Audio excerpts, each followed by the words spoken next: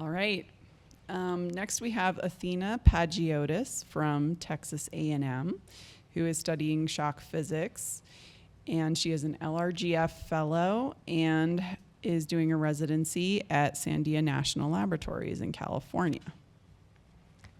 Thank you very much for the introduction.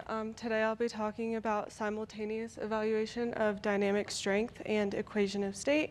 And I'd like to take a moment to acknowledge my mentors for this work, Travis Voorhees and Tracy Vogler, and also my advisor, Scott Jackson, who without them, this work would not be possible.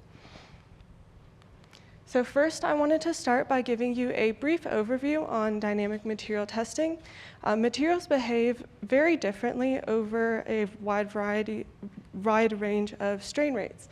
So at the quasi-static strain regime, experiments are done using dynamic mechanical analysis devices. In the more medium rate regime, experiments are done on instrument devices. At the higher rate regime, they can be done using split Hopkinson bars, and in the shock regime, they can be done using gas and powder guns and or explosively driven. So the experimental technique that I'll be talking about focuses on these gas and powder guns, and we will be shock compressing our samples by launching a projectile to impact them.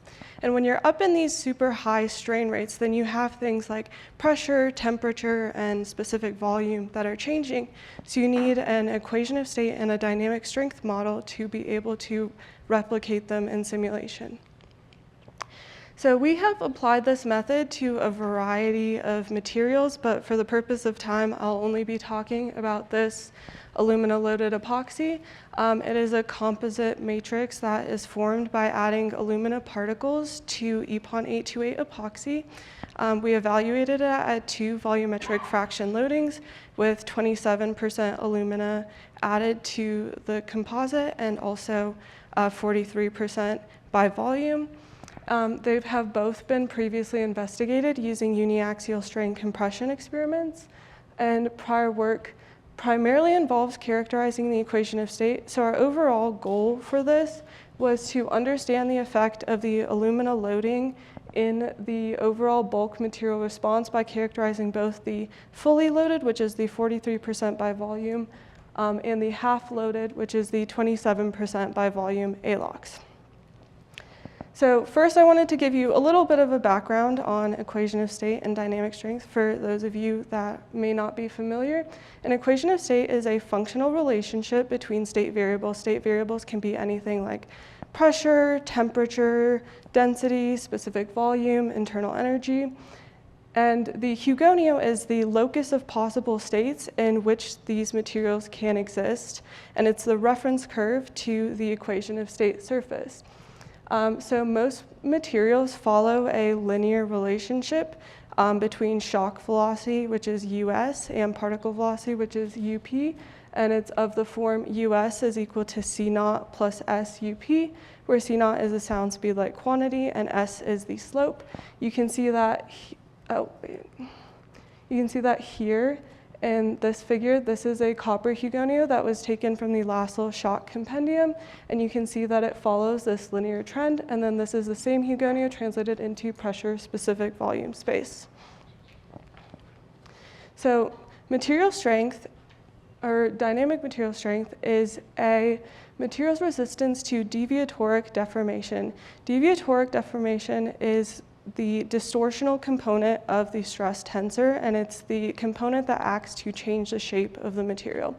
So if you look at this in a simple stress strain plot, you can see that initially the material behaves elastically until it reaches this yield criteria.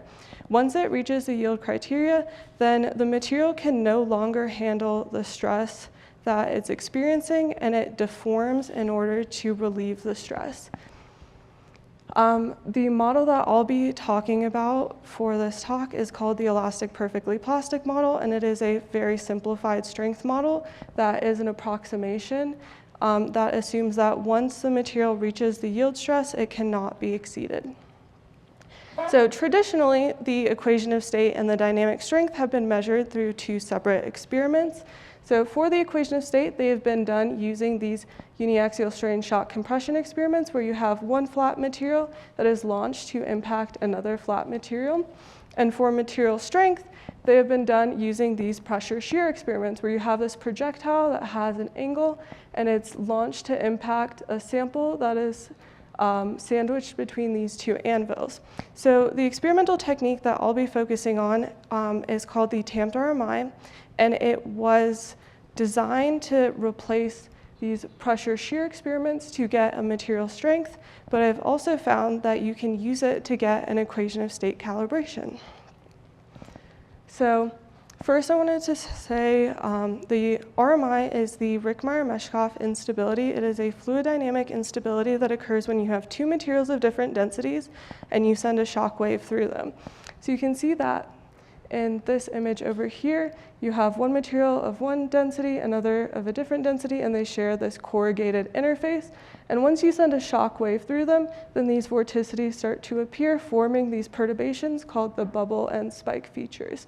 And so this perturbation, growth, and arrest is very sensitive to material strength. And we can use that for these tamped RMI experiments to harness the RMI and get strength calibrations. So this over here is an example of a tamped RMI experimental setup where you have this more dense material called a driver and a less dense material called a tamper material. And you impact this rear surface of the driver, and after impact, this perturbation forms into the tamper material called this jet. And so this jet length can be directly related to dynamic strength by calibrating the experiment to simulation. This here is a jet length versus time plot, and it was simulated with varied material strengths. And so you can see early in time, initially all of the material strengths kind of overlay, and then in time later, they start to arrest at different jet lengths. This is because the greatest sensitivity to dynamic strength is in that arrested region. So tamped RMI had initially been done in the early 60s and 70s with metals that were driven by explosive drivers. You can see that an example here. This was in the Mater Fermex compendium, and it was shocked mercury interacting with this like grooved aluminum. More recently, it has been done to get dynamic strength measurements starting in the late 2010s to present, and work has been done by Joe Olis, where he evaluated the dynamic strength of copper with a liquid tamper. Matt Hudspeth also looked at the strength of porous alpha silicon dioxide, and Travis Voorhees looked at the dynamic strength of molybdenum. One thing that is important to note here is that there is no prior literature on tamped RMI involving composite materials, and actually there are no dynamic strength measurements on composite materials like this. So the experimental facility that we used for this work was the dynamic compression sector. It is sector 35 at the Advanced Photon Source Facility at Argonne National Lab. And it was recently upgraded. So before the upgrade, it had a frame rate of 153.4 nanoseconds per frame. And now after the upgrade, it has a frame rate of 76.7 nanoseconds a frame.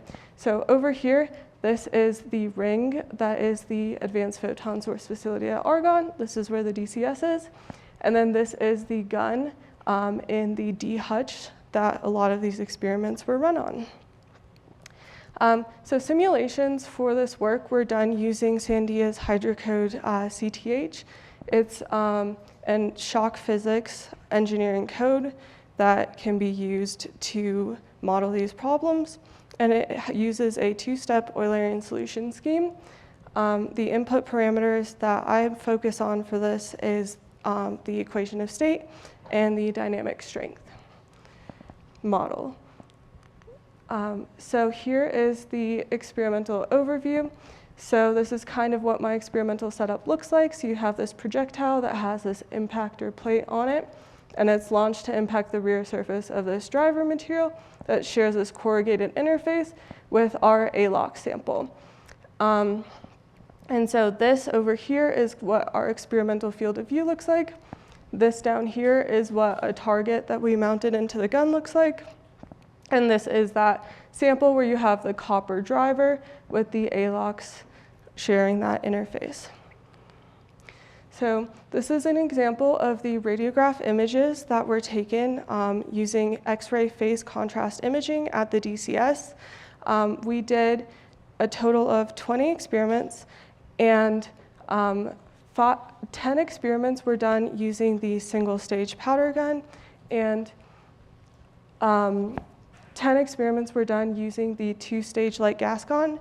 And the main reason why we did experiments on the two-stage gun as well is you can see here in the single-stage powder gun experiments that we're getting a little bit of crushing of the sine wave, but not really those like big jet perturbations that we would be expecting. So for evaluating the radiography data, this is an example of the fully loaded ALOX experiment. And if you look through the experiment from frame to frame, you may notice that there are some key features to track. The first is that copper ALOX contact surface, and the second is the shock wave. Now, if we're evaluating these in time, we can get two things. First, if you evaluate the contact surface in time between that copper and the ALOX, you can get a particle velocity. And also, you can do what the experiment was initially designed to do, which is compare the experiment to simulations to then calibrate the dynamic strength. Similarly, for the shock velocity, if you track the shock wave in time, you can get the shock velocity. So if we apply this method to the ALOX, then we get these calibrated Hugonios. As you can see in both USUP and in pressure density space, our ALOX points seem to align pretty well with prior literature data at this volumetric fraction loading. And the same thing is true for the half-loaded ALOX. There was one study at this volumetric fraction done by Millet, and it has a pretty good trend with our data. So as you can see here, if we combine them, you can see that for the fully loaded ALOX versus the half-loaded ALOX, at the same particle velocities, you are having a higher shock velocity for the fully loaded rather than the half-loaded. And then also in the pressure density space, you are having, at the same density, a higher pressure in the half-loaded versus the fully loaded. For our strength calibration, we did two different methods. So the main reason why we used two different methods was what I mentioned before with the single-stage powder gun experiments, where we didn't get a full inversion to get that good perturbation growth. And so we used a contour comparison, where what we did was in time we correlated the experiment to the simulation, and we plotted the simulated profile. And this here is the central bubble, and this is where the spike is in that initial corrugation. And then we plotted the experimental profile on top, and we compared which experiment deviated the least from the simulation, and then took that simulation, which simulation deviated the least from the experiment, sorry, and then took that simulation to be the dynamic strength. And then in the jet length versus time plot, it was similar, where we had the jet lengths plotted with a variety of simulations of different dynamic strengths, and then the one that had the minimum deviation it was taken to be the dynamic strength. So here is overall our results, and this is a strength versus pressure plot. Here we have pure EPON 828 that was done in some previous work that I did, and you can see that initially it increases in strength and then it kind of plateaus, but we don't really have any data here. In the half-loaded, we have this increase in strength, and then it starts to roll over, And in the fully loaded, we have a even higher strength, and then it rolls over with that same trend. Now the question is, why is the strength decreasing? And so if you look at this figure, you can see that for a variety of powders, they all start to demonstrate this thermal softening behavior, which can be really interesting. Another thing that's interesting here is that the solid alumina strength reported in the literature is similar to the maximum ALOC strength that we're seeing. And at this 20 to 30 GPa pressure where it's rolling over, we have is where we have an EPON 828 phase change.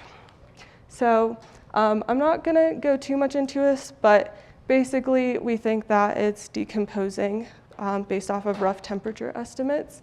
And for the sake of time, I'll just take some questions. Thank you.